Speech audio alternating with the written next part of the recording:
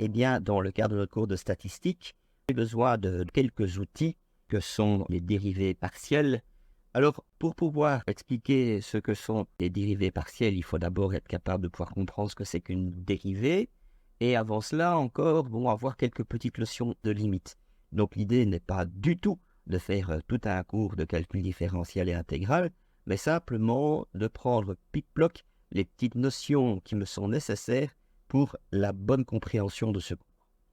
Alors ici, j'ai pris une fonction qui est assez classique, c'est la fonction hyperbole, qui a comme équation y est égale à 1 sur x.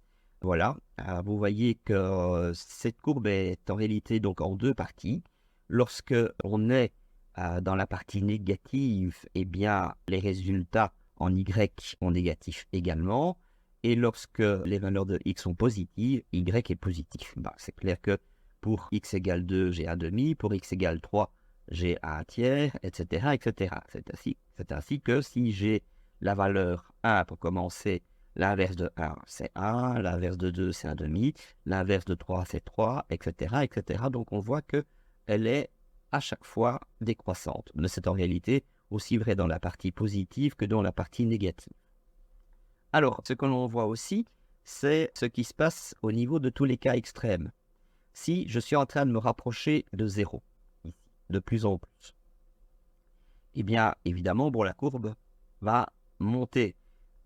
Pour x est égal à 1 demi, j'ai la valeur 2. Pour x est égal à 1 tiers, j'ai y qui vaut 3, etc., etc. Et la courbe va à chaque fois monter et elle va tendre vers l'infini. C'est exactement cela que je voulais signaler. C'est que quand je suis en train de me rapprocher de 0 en partant de la droite, donc je prends un 0 qui est à chaque fois positif, eh bien, je vais alors à ce moment-là tendre vers plus l'infini. Par contre, si je vais du côté gauche et que j'essaie de me rapprocher de 0 également, comme pour toute valeur de x négative, eh bien, toutes les valeurs de y sont négatives également, on voit que la courbe qui était décroissante va alors à ce moment-là tendre vers le bas, elle va tendre vers moins l'infini. Ainsi, on ne peut pas vraiment dire que la limite pour x tend vers 0 existe, puisqu'elle est différente si je pars de la droite ou bien si je pars de la gauche.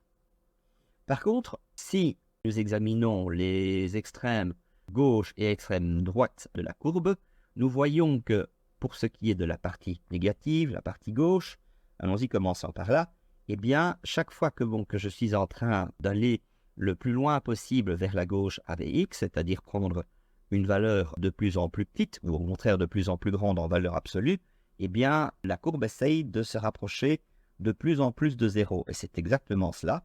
Lorsque je fais tendre x vers moins l'infini, eh bien, y, lui, de son côté, est en train de tendre vers 0. À 0, qui est une valeur en réalité légèrement négative. Même chose ce côté-ci, mais cette fois-ci dans le sens positif. Lorsque je vais vers l'extrême droite, je vais constater que la courbe, elle essaye de toucher l'axe des x de plus en plus, elle descend de plus en plus, et ce n'est vraiment que lorsque x tend vers l'infini qu'elle pourrait arriver à presque toucher la courbe. On dit que pour l'hyperbole, lorsque x tend vers l'infini, eh bien j'ai y qui tend vers 0. Voilà. C'était la petite parenthèse concernant l'hyperbole.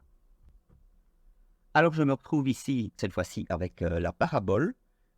Moi, ce qui m'intéresserait, c'est de savoir si c'est relativement simple de pouvoir placer une tangente sur n'importe quel coin de cette parabole. Bon, il y en a une qui est tout de suite évidente, c'est la droite y est égale à 0. Celle-ci, on voit directement que cette droite, qui correspond à l'axe des x, est directement tangente à la parabole. Elle n'est pas vraiment très intéressante.